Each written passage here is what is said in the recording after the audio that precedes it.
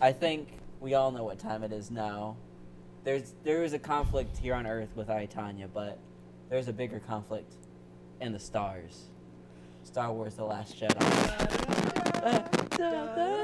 Wait, that's Indiana Jones. Yeah, that's Indiana Jones, guys. Very nice. That's just every Got 'em. transmission. Today in the podcast, we're talking about the Crystal Skull and how it's the best Indiana Jones movie. Someone's got to talk about it. And we're gonna. It's been too long. But Star Wars: The Last McFrickin' Jedi, everybody. Which Jedi is it? The last one. The very last one. But is it? But is it? Doesn't seem like it if you've seen the movie. Spoilers. Biddy-bop-boo. Which you should have, because we recorded this much after the movie come out. You have no reason to at this Oh, point. yeah. Get in there. It's been like a month. Yeah. So, yeah, Star Wars: If The you Last haven't Jedi. seen it, then you don't like Star Wars and you don't care about being spoiled. I feel. I think those Yeah, if are you haven't rules. seen it already, everything's already spoiled. Yeah, exactly. The internet won't let you not have that. Yeah. But yeah, Star Wars: The If you Last haven't Jedi. seen it in the past 2 weeks of it being premiered, you're doomed. Essentially, very mixed reviews on this movie. I know. Where does everyone land? Like or dislike? No, I fucking loved it. Okay, loved it. Mary. I've seen it twice, and I liked it. I liked the second half a whole lot better than I liked the first half. I Interesting. strongly like it. I feel like I'm probably in between you and Kevin on Yeah. enjoyability. of Should we it. go up the Yeah. scale from me to Kevin, or from Kevin to me? Let's do that. Yeah, sure. Yeah. Which one? The first one. Okay. So, Mary, All right. So. break it down. Give us your thoughts. Oh, All wait, right. hold on. Maybe we shouldn't. Hold on. Let's do the opposite. Why? I don't know. I feel structurally it would probably be better. But don't we want to end on an upswing?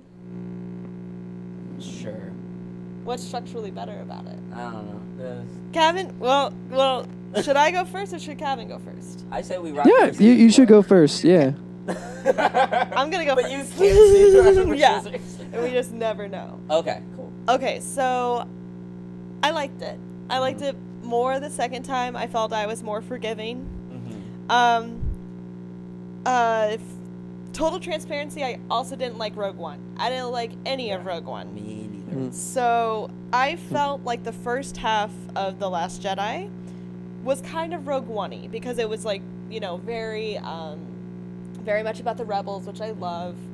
Very Guardians of the Galaxy, little, Okay. what are the words I'm trying to... Snippy, jokey, snarky. Yeah, and so there was just a couple spots that were just a little bit, it jumped around a lot. I didn't really feel like I was getting connected to any of the characters.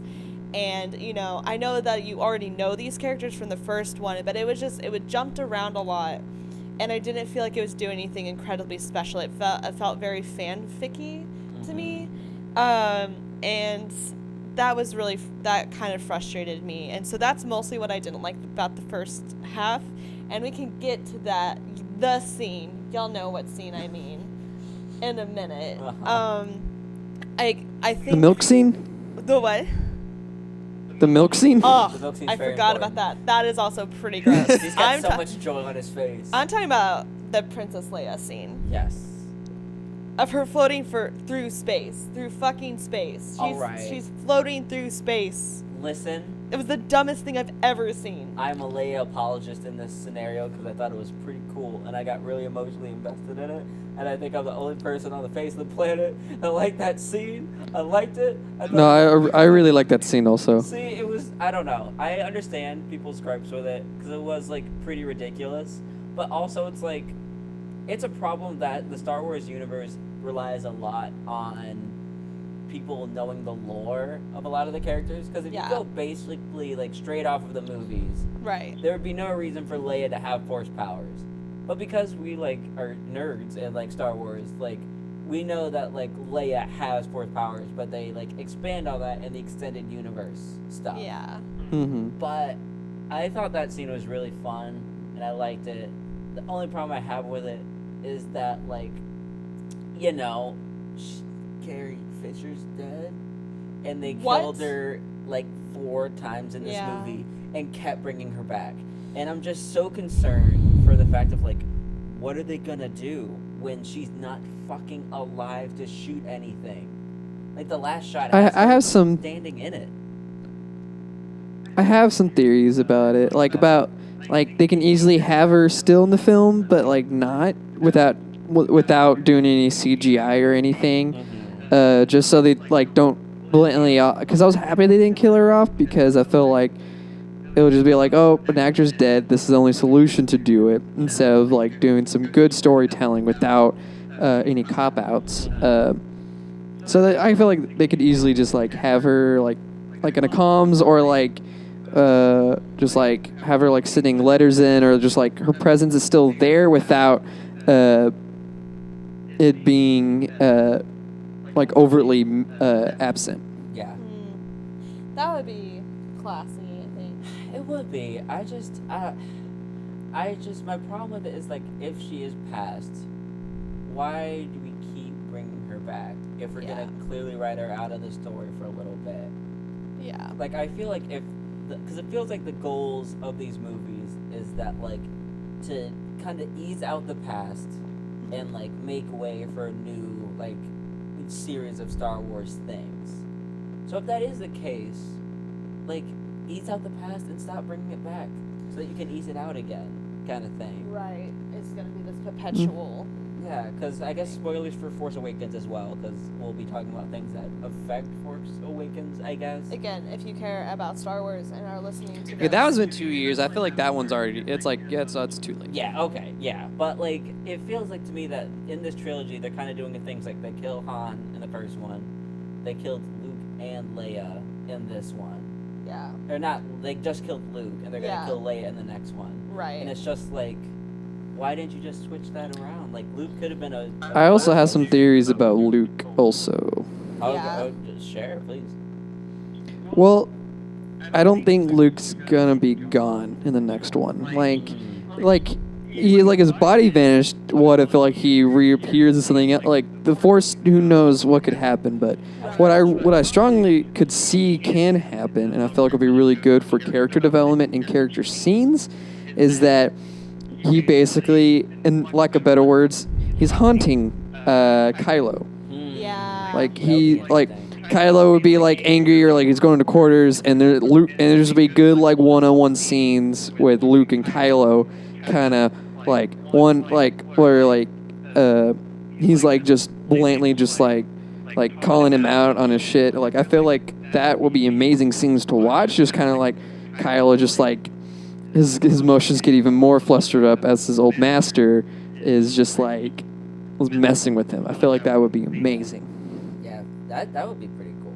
That would be, especially, I mean, both of those actors are so good. Adam Driver, I really enjoy his acting, and I would like to see them do that. Yeah. I think that's a cool theory. Kylo's, like, in this movie is, like, the most, like, intriguing character to watch in the last, like, I would say in the last, like, 3 trilogies, including this one. Because, like, he is what Anakin as a character should have been in the prequels.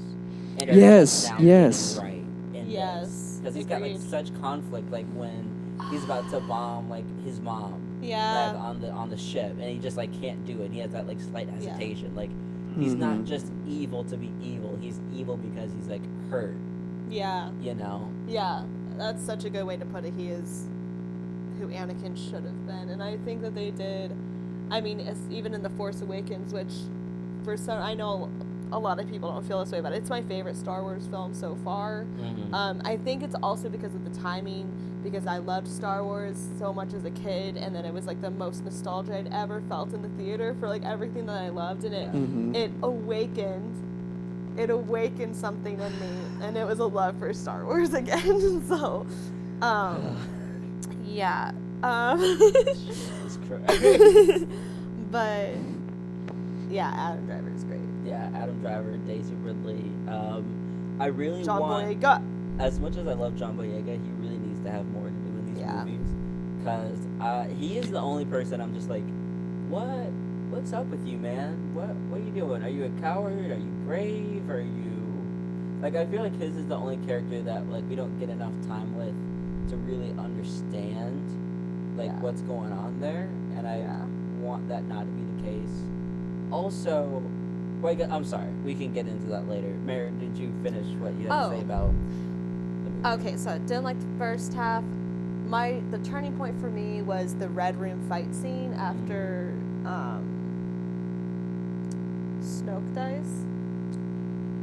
After Snoke dies? Yeah, or like when he dies. Yeah, like So, in like, the scene that Yeah. he dies. And The that whole scene, like throne scene, yeah. Yeah. Yeah, so basically that whole fight scene was the turning point for me, and I loved how they finally incorporated these weapons that can withstand a lightsaber, and that Mhm. fight was a struggle for them, and that was so badass to watch because you know they're gonna make it, but it was so fun to finally watch them have a fight with someone other than another Jedi Yeah. And to have a Sith and a Jedi. working together. Yeah, which I don't think has Yeah. been seen on film up until this point, at least in any Star Wars movies, like officially. Well, technically, doesn't Darth Vader help Luke?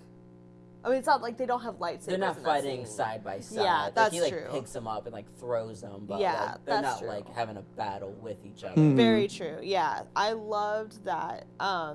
That whole scene, and from that point on, I really was all about everything that happened after that. I loved how the red screen catches on fire and the room is burning as they fight, and then finally it's just, it's all burnt away, and so it's like and that's when, the walls come down between Kylo and Rey, and they kind of see each other for like everything that they've been hiding and what they're doing, and Kylo asks her to join him, and then I loved the Sodium planet. I loved how when they first get there, it's all white and peaceful and beautiful and clean, and then they drag the rods through them as they're flying, and the red lines through the battlefield is so beautiful. And then when Luke finally walks out, and it's just like a bloodbath, it looks like that he's walking into, and I thought that was really well done. And then how that just gets darker as him and Kylo fight, and I mean, it's so cheesy to talk about it this way, but I just am all about that type of cheesiness That's with Star Wars. Yeah. And I loved that. I loved the crystal critters. I liked the twist with Luke. I loved the last scene of like the two suns and his rope floating away. It was so beautiful. I agree. Yeah. Cool So sunset. So that was a turning point for me where I just, after that I was all about everything that was happening. And it was a lot of fun. That was the turning point for me. I also didn't know Benicio del Toro was going to be in it, and so Yeah, that was a fun surprise. yeah, he popped out, and I was like, is that Benicio del Toro? No, it's not. Yes, it is. No, Oh my that's God. him. And I that was really thought the same thing. cool. I'm so glad I wasn't the only one. Fun fact: his character's name is DJ. Yeah, which is never addressed in the movie about why his name is DJ. Or I'm looking at the IMDb. He doesn't even have a last name. Oh, yeah. But apparently, the theory online is that the reason he's called DJ is because he is a character that is in between the two sides, the rebels and the First Order.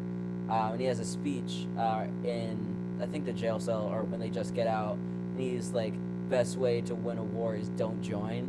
So his character is supposed to be don't join DJ. Oh.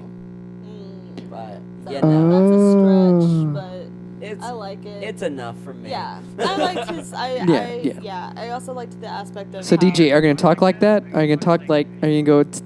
So like, are you gonna start doing those like? Kevin, what are you talking about? Yeah. Kevin, Yes. me. Yes. So yeah, I liked that it dealt with the Jedi being kind of shitty finally, and that was fun. Yeah. Mm-hmm. And how there really is no like good or bad, and that there is this gray area Yeah. that DJ Benicio del Toro's character represents, and points out. And yeah, so I loved the second half, all about it. Second half is 10 out of 10. First half is like 6.5 or 7 out of 10 for me. So that's how I felt about it. That's fair. DJ, go. Your turn. I liked this movie a lot. I thought it was very fun.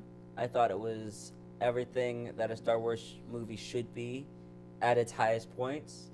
at its lowest point, it was very annoying. Like you said, the first half was very problematic to me in the sense of, and I feel like I talk about this a lot on the podcast, but there are certain times where you have a dramatic scene and you don't need a joke with it to make it work.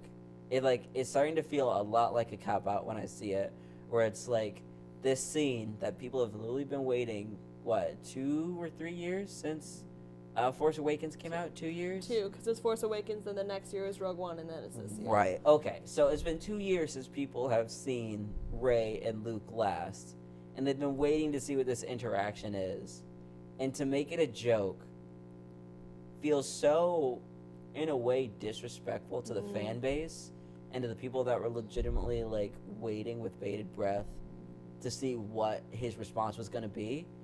And the thing is, like, the jokes don't even make particular sense for those characters. Yeah, like, if Luke saw that, and with everything that we know and everything that we've seen with Luke, he would not just throw it over his shoulder like it means nothing. The lightsaber. The lightsaber. He would not throw the lightsaber that Rey is holding, his father's lightsaber, over his shoulder like it's nothing. Even if he denounces his past in that regard, like, he would still have reverence for it. He would, like, put it down or say, I can't take that, or give it back, or, like, something. Like, he wouldn't just, like, just don't make that a joke. Like, these things don't need to be jokes. And, like, I don't know. I felt like that was, like, the most annoying thing about the movie to me, is that they didn't have confidence in their scenes to work as dramatic scenes, so they made them jokes.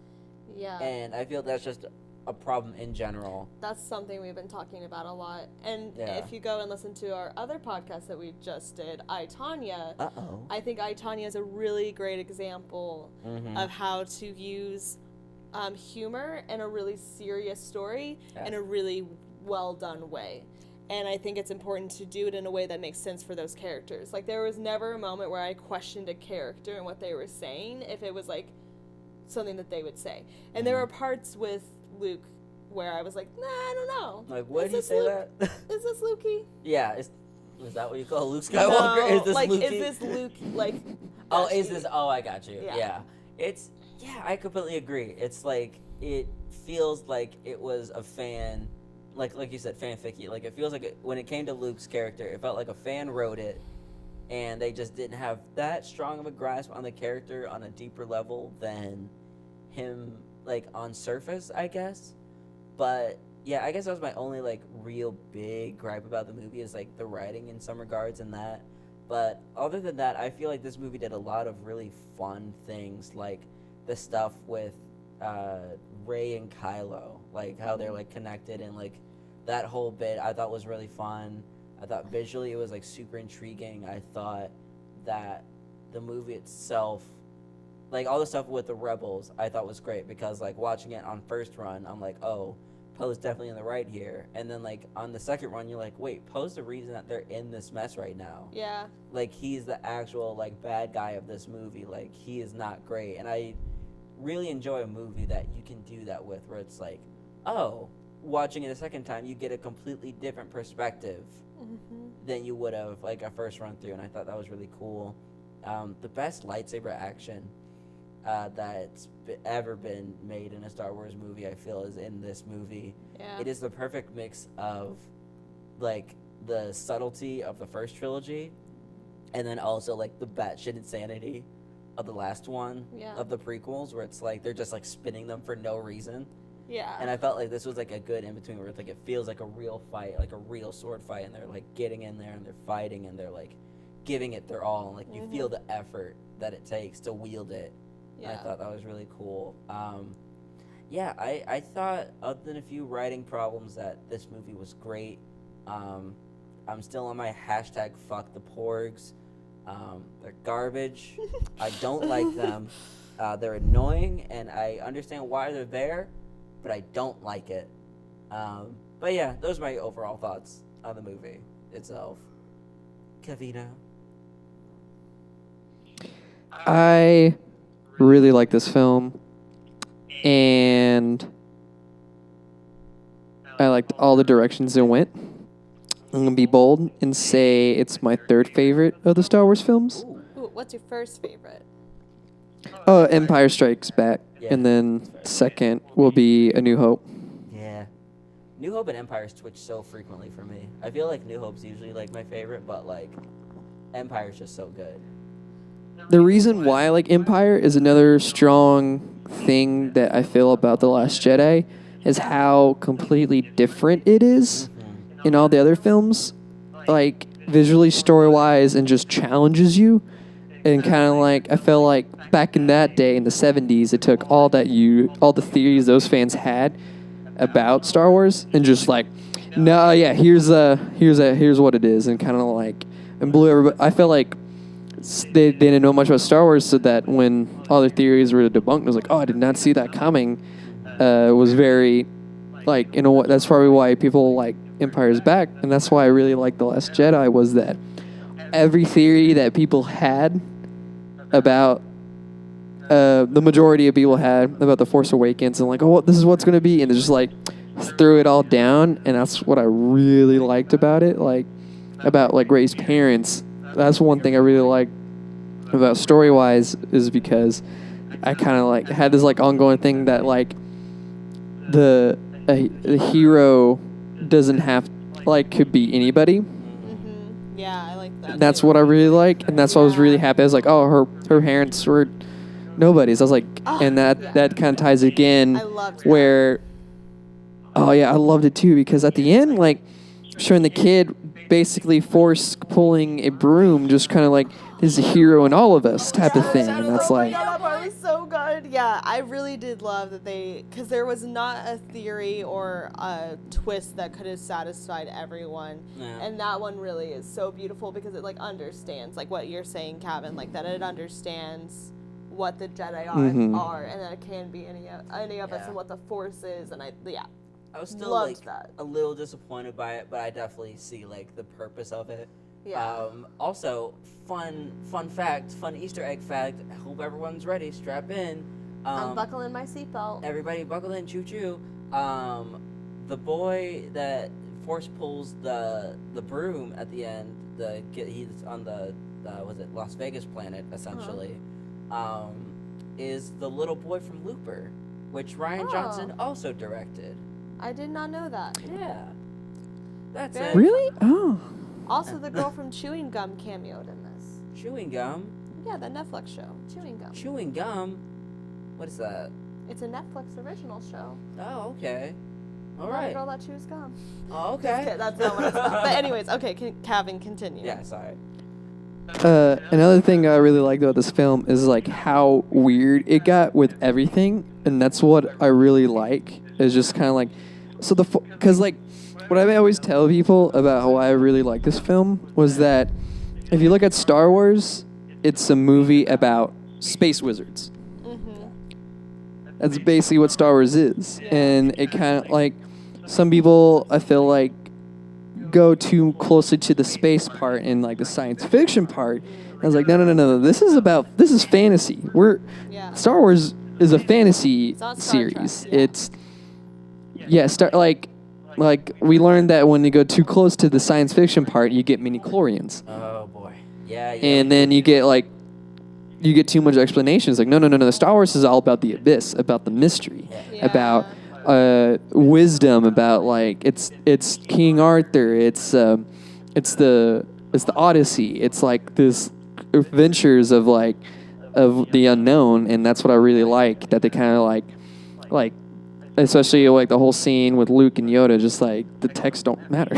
Yeah. Yeah. It's like it's and how like I also went full into the gray Jedi, and like her able to go to the dark side and the light side without being changed. And I was like, had like a good balance, and that's what I guess like one theory that people like wanted was like Rey to be the gray Jedi, but like how like weird, like when she went into like the mirror room, I was like, what is this? I love this. Another reason why I really liked Leia being thrown into space and pulling herself back into the ship. I really, really like that. And also, like one thing that I saw before we started the podcast was on Twitter. it showed like Ryan Johnson like shutting up critics about certain parts of the film. Like one of it was being like, "How dare you make Luke like an aberration?" Like that, like some people calling him out. It's like, you don't know what the Force is or like anything. Like, how dare you? And it just shows like Ryan Johnson on Twitter just kind of like showing photos of his like study room and his bookshelves, and it goes closer and closer, and it pulls out the Jedi handbook, the Lucas film, like the Lucas art kind of like publication. And he goes up and he literally like finds it in the book about aberrations, like Jedi like putting up like basically holograms of themselves for a short period of time. That's awesome. And I thought that was really and then like when people ask him like, hey, about like criticism of like the Leia like pulling herself, like, but like she doesn't know that much about the Force and doesn't just mainly focus on politics. And he goes like, well, in space you're like anything could be lifted very easily. So when she's like not that, when the Force and her like basically Force pulling her, like she's pulling the ship, but since like it's like she's zero gravity, it's just basically pulling herself. So like her being like technically someone that's like not that strong in the Force, just like without any training, is so he can easily pull herself back in. I just thought that was like one thing I saw. I was like, and he was like, that's why it's like zero gravity, so she can easily pull herself in.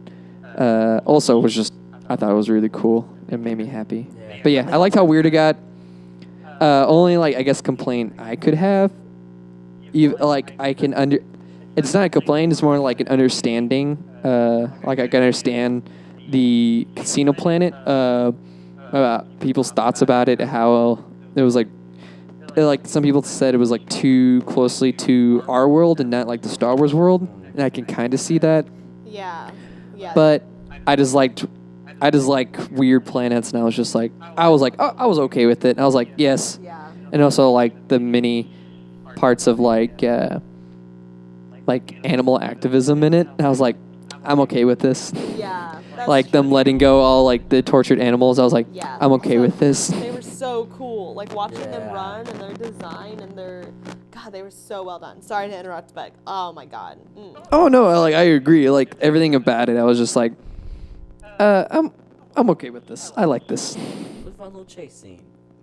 Yeah, a little spy, a little breaking and entering, a little chase. It was just fun all the time. But yeah, so I feel like no one here dislikes the movie though, which I feel is good. Not good. We're all in agreement. But in the sense of like, I feel like we've definitely all gotten something out of it. In a sense, like this wasn't the worst Star Wars movie, as people are saying. Oh yeah. It has a lot to offer. I don't get that. It's just people. Like I can understand if people like don't like it as much as Force Awakens. I can understand that, but like calling it the worst, I was like, or like as anywhere as like as bad as the prequels. I'm just like, whoa. You need to rewatch the prequels. Whoa. Yeah, because with three's not. No. Wait, go ahead. Okay. Are we ready to give our scores? You guys think? Sure, yeah. All right. Cap, would you like to start off? Yeah. I'll give it a 9.7 to like a 9.8. I really liked it, and I visually it just kind of like every shot I thought it was just like the most gorgeous shot, and like sound was like amazing. Yeah, I don't know. I really went into the film. I didn't actually see any trailers, like none, not even like a teaser. Only thing I saw was like stills that really didn't take anything away from me. But going into like seeing like shots that could have been in a trailer, I guess. But I actually haven't seen any of the trailers after watching. But like every shot kind of blew me away. Yeah. I liked the fighting scenes. A critic kind of compared it to like a samurai fight scene. Yeah. Which I agree. I was like, yes. Yeah. Like how it was like shot like more open, and like you felt more personal, and I was like, yes, I like this. Yeah. I like it a lot. That's a good point. Yeah. Favorite line. I can't think of favorite line. I guess like favorite scene is just like Poe Dameron in the opening. Oh, the scene. I guess my favorite line will be like, "Do you hear me?" And when Poe Dameron, I like that a lot. It was like, "Can you hear me?" Yeah. I like that one a lot. That was really funny. All right, Merrick. Well, as I said, the second half is like, solid like 9 or 10 out of 10. Mm-hmm. First part for me was like 6.5 or 7 out of 10, as I already said. I don't remember the lines very well, but 2 scenes I feel like need to be mentioned real fast. Just a little tiny snippet thing, and whenever where's his name? General Hux goes into the Red Room after Rey is gone and there's the dead bodies everywhere, and he just like very casually takes out his gun and he's definitely gonna kill Kylo, and then Kylo wakes up and then he just casually puts it back like he was not about to just shoot him in his sleep. It's like, well, I guess not today. Yeah. Someday, just not today. I loved that. Also, it's got my boy Domhnall Gleeson in it. And then this scene is made so much more funny because of the flashback from Kylo's perspective of what happened with Luke, because his face looks so insanely mean when he's telling him about like how Luke betrayed him and everything like that. Yeah, and he sleeps and he's like turning and then he has a lightsaber and he thinks he's gonna kill him. The way that they did that was just like hilarious to me in a really dark way. I'm like just waking up and seeing Mark Hamill like, oh God, staring at you so aggressively with literal murder in his heart. Luke killed Porquet. me. Luke Porquet. Yeah. So yeah, I loved those 2 little things so much. They brought a lot of joy to my heart. I guess my turn. Did you give your rating? Yeah. Okay. I'm gonna... Basically, her rating was an average of an 8. Oh, okay, Yeah. okay. I'm Good gonna enough. give this movie a good old 8.3 or 4, probably. Okay. I thought it was very strong in the things that it did well, and it's done a lot of things that have been done in Star Wars canon, in the sense of like what they're doing with the Force, the Rebels, and everything like that. I thought that was really cool. Again, the writing stuff can be a little hit or miss sometimes, but just to have moments like, and I don't think we brought it up during the podcast, but the moment where the ship goes light speed through the First Order ships, Yeah. and it's just absolute silence. Oh, is yeah. like Goosebumps. the most powerful thing I've seen in cinema for the last. It was probably one of the most iconic things I've seen all year. Where it's like everybody in the theater when that scene happens is like silent. Yeah. Because you could just feel like it's just so powerful. I have goosebumps now. I just loved that, and just like the scene with Rey and Kylo fighting together and them using the lightsabers and not the Force but lightsabers in such an interesting way that we haven't seen, like lightsaber battles. Oh my God, I love that so much, where it's just like, hey Kylo, what? And just like quick, like up and out, just on his freaking face, and it was so cool. Yeah. But yeah, this movie I feel like should not be corrupt on as much as it is, but I understand the complaints because I have them as well. But I would say this movie is a strong like 8.3, 8.4 for me. Yeah. Tight. Nice. Cool. Very nice. Well, here we are. End of the road yet again. Here we are. End of the road. End of the road. I'm just gonna fade out on this. Be in the road.